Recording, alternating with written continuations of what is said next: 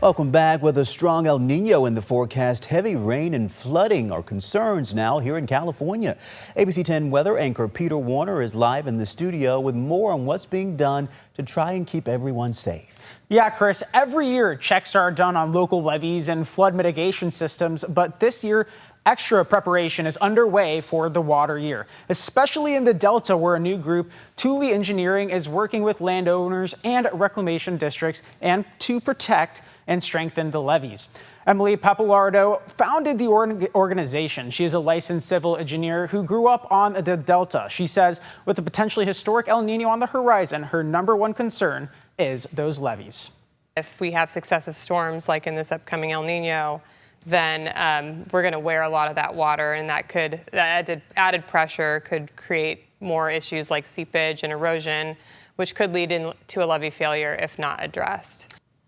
In NOAA's seasonal precipitation outlook, which came out last week, almost all of California has at least a 30 to 50% chance of being wetter than normal. And in the Delta, that chance is at 40 to 50%. Because of this, Pappalardo says that they have flood fight supplies ready, like sandbags, pumps, and rescue equipment if needed. She says they are now working on expanding rock barges in the Delta to help with flood mitigation. They are also checking for golden mussels and critical drainage pumps. Delta Islands rely on drainage pumps to pump off a lot of the water to make sure that land stays dry. And the golden mussel are these little inch mussels that can grow onto a bunch of that infrastructure and really clog up pipes and create a lot of problems, as it has throughout the state already.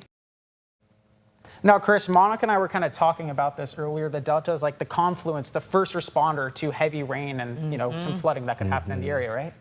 Yeah, and it's all hands on deck when we have situations like that. Emily also mentioned that they're accepting volunteers. So you can go to her website and actually sign up to be a volunteer for those flood flight ready volunteers. And they're going to be doing some seminars and get people ready for not just residents, but anybody that really just wants to pitch in and find a way to help. Okay, so Monica, put in perspective for us, how concerned are you about flooding this year? Well, we've been covering this. We're going into an hour-long special. We've been covering it all week to kind of get ahead of what is to come this winter. No two events are the same. So we don't really know. It's not apples to apples. We have to wait to see if those successive storms, like Emily was mentioning, come back to back, because we've seen time and time again, even if it's not El Nino, that's problematic. Too much water all at once. Yeah, but I will tell you one thing that we have been tracking: very active tropical Pacific, and that's a key indicator of what is yet to come. So we're going to start off with that